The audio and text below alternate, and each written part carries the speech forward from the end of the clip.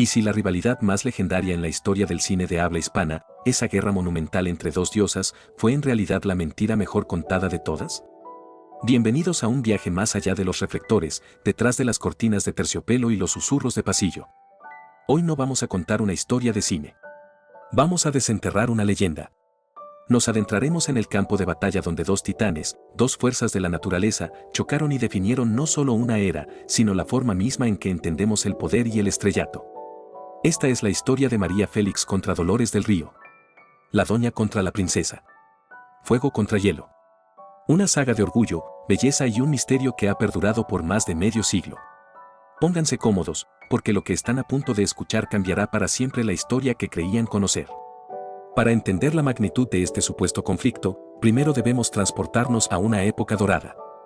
El México de mediados del siglo XX no era solo un país, era un Olimpo de celuloide. Un universo donde los actores y actrices no eran meros artistas, eran deidades mortales cuyo pulso marcaba el ritmo de toda una sociedad. Y en la cima de ese Olimpo, dos reinas ocupaban tronos diametralmente opuestos, observándose desde la distancia con una intensidad que podía sentirse en el aire. De un lado, teníamos a Dolores del Río. La pionera. La primera. La mujer que había conquistado Hollywood cuando Hollywood era una fortaleza inexpugnable. Regresó a México no como una estrella derrotada, sino como una emperatriz que volvía a casa para reclamar su reino. Dolores era la personificación de la elegancia aristocrática. Su belleza era serena, clásica, casi etérea. Se movía con la gracia de la realeza, hablaba con la cadencia de una diplomática y proyectaba una imagen de perfección intocable. La prensa la bautizó como la Princesa de México y el título era merecido. Cada uno de sus gestos parecía calculado para inspirar admiración y respeto. Era la distinción hecha mujer, un monumento a la clase y al linaje. Y luego, en el otro extremo del universo, irrumpió ella. María Félix. Si Dolores era la calma majestuosa de un lago, María era la furia de un volcán en erupción. No pidió permiso para entrar, derribó la puerta. Su belleza no era serena, era una afrenta, un desafío. Una mandíbula poderosa, unos ojos que fulminaban, una voz de mando que no admitía réplicas. María no aspiraba a ser una princesa, ella se autoproclamó la doña. La dueña de su destino, de sus hombres, de sus películas y de la voluntad de todo un país. Era terrenal, soberbia, indomable. Representaba la fuerza bruta de la mujer que no nace en cuna de oro, sino que se forja a sí misma con coraje y una voluntad de hierro. El escenario estaba listo. La prensa, el público, la industria entera, encontraron en ellas la narrativa perfecta. No eran solo dos actrices, eran dos Méxicos. El México aristocrático, refinado y de abolengo de Dolores, contra el México emergente, bravo y popular de María. La dualidad era irresistible. Durante décadas, las revistas, los periódicos y las conversaciones de café se alimentaron de esta supuesta enemistad. ¿Quién era más bella? ¿Quién tenía más talento? ¿Quién vestía mejor? ¿Quién poseía más joyas? Cada logro de una era presentado como una afrenta para la otra. Si Dolores ganaba un premio, las cámaras buscaban la reacción de María. Si María protagonizaba un escándalo, los reporteros corrían a pedir la opinión de Dolores, una opinión que, por supuesto, jamás llegaba. Se construyó un muro de silencio entre ellas, y ese silencio fue interpretado por todos como la más ruidosa declaración de guerra. El público tomó partido. O eras felicista o eras delriista. Apoyar a una significaba, casi por obligación, detestar a la otra. El mito había echado raíces profundas, y se regaba cada día con nuevas especulaciones y comparaciones odiosas que solo servían para hacer la zanja entre ellas aún más profunda. Pero, ¿era solo una construcción mediática? ¿O había fuego real detrás de esa densa cortina de humo? Durante mucho tiempo, la respuesta parecía pender de anécdotas y rumores. Hasta que una testigo de primera mano, una mujer que creció en el epicentro cultural de México, nos dio una de las claves más reveladoras. Su nombre, Guadalupe Rivera Marín, hija del legendario muralista Diego Rivera. La casa de sus padres, la famosa Casa Azul o el Estudio de San Ángel, era un punto de encuentro para las mentes más brillantes y las personalidades más fascinantes de la época. Artistas, intelectuales, políticos y, por supuesto, estrellas de cine. Tanto Dolores como María eran invitadas frecuentes, amigas personales del matrimonio Rivera Kahlo. Y fue allí, en ese espacio íntimo, lejos de las cámaras y los sets de filmación, donde la tensión se hizo casi sólida. Guadalupe Rivera contaba, con una memoria fotográfica, cómo eran esos encuentros. Imaginen la escena. Una habitación llena de genios, de conversaciones vibrantes sobre arte, política y vida. Y en medio de todo, la presencia de las dos reinas. Cuando María Félix y Dolores del Río coincidían en el mismo espacio, el universo parecía contraerse.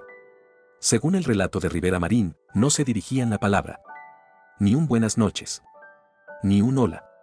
Ni siquiera un cruce de miradas. Se instalaba lo que ella describía como un silencio sepulcral entre ellas. No era una ignorancia pasiva. Era un acto deliberado, una performance de indiferencia tan potente que todos los presentes podían sentirla. Era un vacío, un agujero negro de comunicación que absorbía la energía de la habitación. Los demás invitados, incluido el propio Diego Rivera, notaban esa atmósfera gélida, esa guerra fría que se libraba sin una sola bala, sin una sola palabra. Este testimonio no era una especulación de la prensa. Era la crónica de una testigo ocular. La prueba viviente de que, al menos en esos años, la animosidad era tan real que se podía cortar con un cuchillo. La pregunta ya no era si existía la rivalidad, sino cuán profunda y amarga era en realidad. La industria del cine, consciente de este polvorín emocional, soñaba con lo imposible, juntarlas en una misma película. Lograrlo no solo sería un hito cinematográfico, sería el evento del siglo. Y el valiente, o quizás el loco, que se atrevió a intentarlo fue el director Ismael Rodríguez. El proyecto, La Cucaracha, una superproducción ambientada en la Revolución Mexicana. El año, 1959. La película estaba destinada a ser legendaria desde su concepción. Para empezar, los salarios. Contratar a cualquiera de las dos por separado ya era un golpe financiero para cualquier estudio. Tener a las dos juntas era una quimera económica. La leyenda, confirmada por diversas fuentes, cuenta que Ismael Rodríguez tuvo que hacer un sacrificio personal inimaginable para lograrlo, hipotecó su propia casa. Puso el techo de su familia en juego por una sola razón. La certeza de que el choque de estas dos supernovas en la gran pantalla provocaría un estallido que haría historia y reventaría la taquilla. Pero el drama financiero era solo el comienzo. Aquí es donde la historia da un giro que demuestra el poder absoluto que ostentaba una de ellas. El papel de la rival de María Félix en la película, la soldadera apodada La Cucaracha, no estaba pensado originalmente para Dolores del Río. La actriz elegida era otra figura de enorme peso, la bellísima Elsa Aguirre. El contrato estaba prácticamente listo. Y entonces, la doña movió sus fichas. María Félix, con su influencia legendaria y su capacidad para imponer sus condiciones, hizo una exigencia que paralizó a toda la producción. No quería a Elsa Aguirre como su contraparte. Quería un rival de su misma talla. Quería a la única otra reina en el tablero. Exigió que el papel se lo dieran a Dolores del Río. Pensemos en esto por un momento. No fue el director ni el productor quien buscó el enfrentamiento. Fue la propia María quien, en un acto de audacia suprema, invocó a su némesis. ¿Por qué?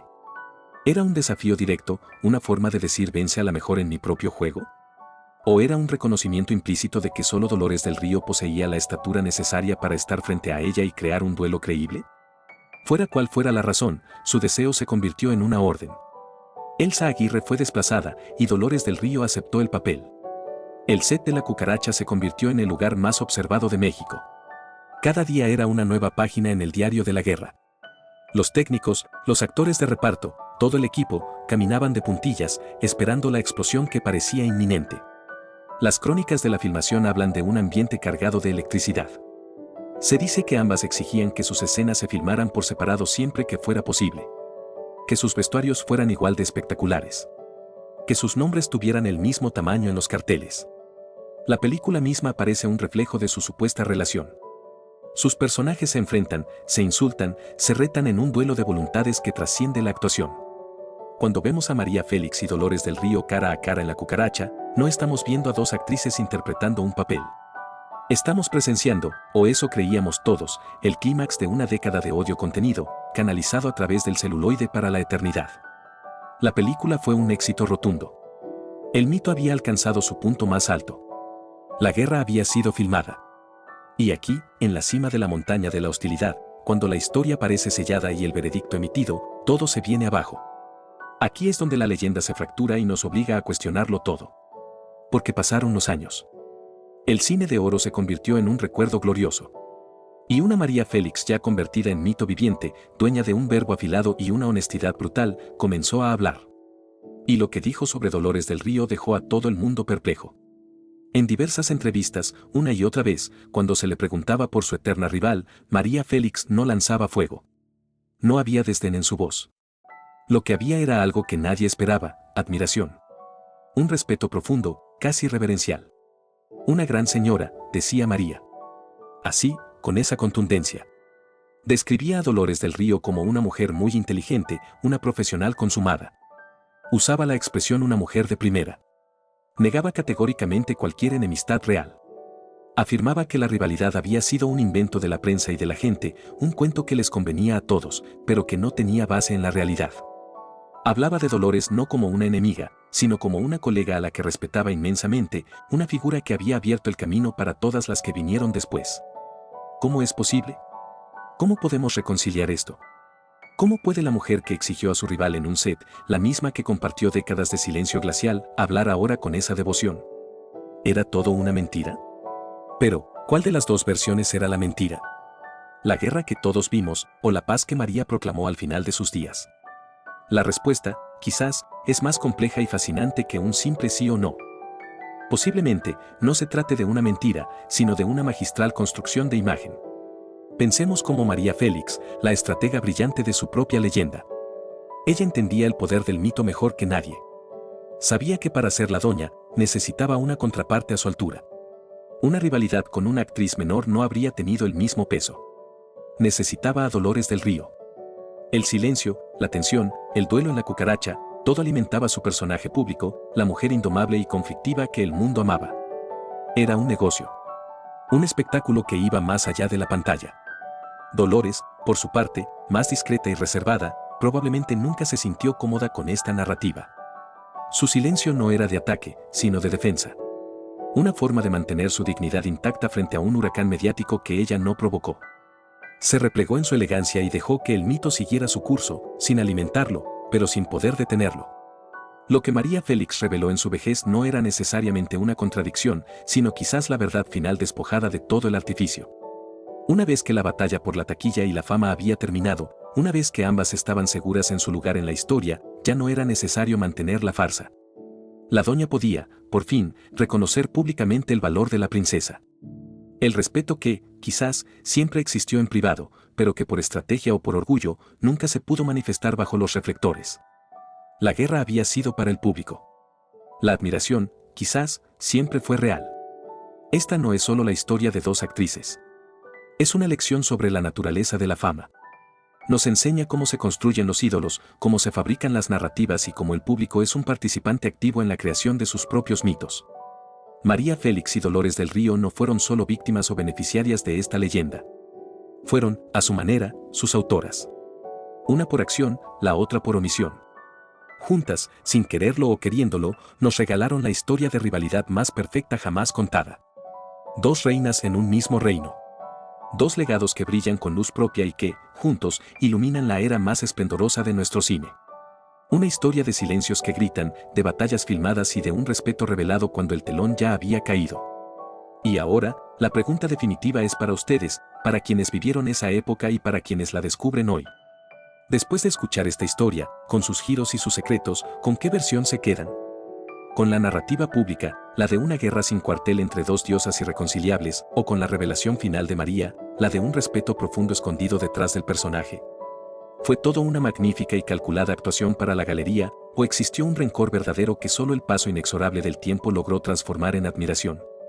Dejen su veredicto en los comentarios. La leyenda de María Félix y Dolores del Río no ha terminado. Sigue viva en nuestra memoria, y ahora, en su opinión. Los leo a todos.